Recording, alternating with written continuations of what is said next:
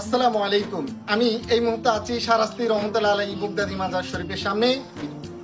আমাদের এই বাংলাদেশে ইরাকের বাগদাদ থেকে যে 12 জন আউলিয়া আসেন তাদের মধ্যে হচ্ছেন আমাদের যে হযরত শাহরাস্তি রহমতুল্লাহ আলাইহি অন্যতম।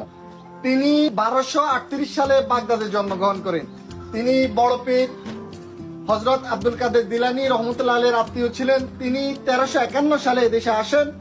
লখনৌ এর মুসলিম রাজ্যের সুলতান শামসুদ্দিন ফিরোজ শাহের 1301-1322 খ্রিস্টাব্দ আমলে শাহরাস্তি রহমতুল্লাহ আলাইহি কুমিল্লা ও নোয়াখালী এলাকায় ইসলাম প্রচারের জন্য এসে মেহেরপুরে স্থায়ীভাবে বসবাস শুরু করেন। তার অলৌকিক গুণ এবং আত্মাধিকতা দেখে তৎকালীন ত্রিপুরার মানুষজন তার মুরিদ ও ভক্ত হতে শুরু করেন। হযরত শাহরাস্তি রহমতুল্লাহ আলাইহির নাম অনুসারে 1937 সালে 13 মার্চ শাহরাস্তি উপজেলা গঠিত হয়। সাধক পুরুষ হযরত শাহরাস্তি রহমতুল্লাহ আলাইহি 1388 সালে মৃত্যুবরণ করেন। শাহরাস্তি উপজেলা শ্রীপুর গ্রামে তার মাজার অবস্থিত। মাজারের কাছে 3 গম্বুজ বিশিষ্ট প্রাচীন একটি মসজিদ আছে।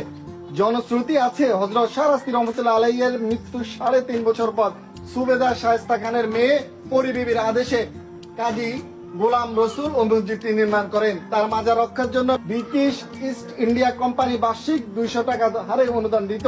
মাজারের উত্তর দিকে 30 একর জমির উপর বিশাল একটি দিঘি রয়েছে। এই দিঘিটি শাহরাস্তি রহমতুল্লাহর দিনের মাধ্যমে খনন করা হয়েছে বলে জনশ্রুতি রয়েছে। প্রতি বছর মাঘ মাসের শেষ বৃহস্পতিবার মাজারে বার্ষিক উরুস অনুষ্ঠিত হয়। উরুসে দেশের বিভিন্ন প্রান্ত থেকে হাজার হাজার ধর্মপ্রাণ মানুষ শাহরাস্তি রহমতুল্লাহ আলাইহির মাজার জিয়ারত করার জন্য উপস্থিত হন।